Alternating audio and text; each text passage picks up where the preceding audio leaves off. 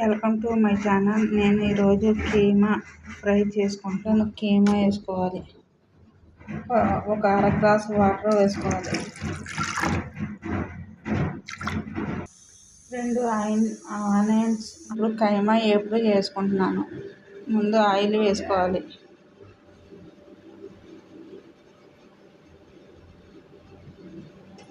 ఒక 5 స్పూన్లు ఆయిల్ వేసుకోవాలి.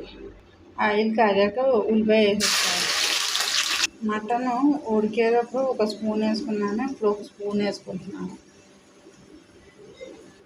ఇది కొద్దిగా పచ్చివాసన పోయేదాకా వేసుకోవాలి.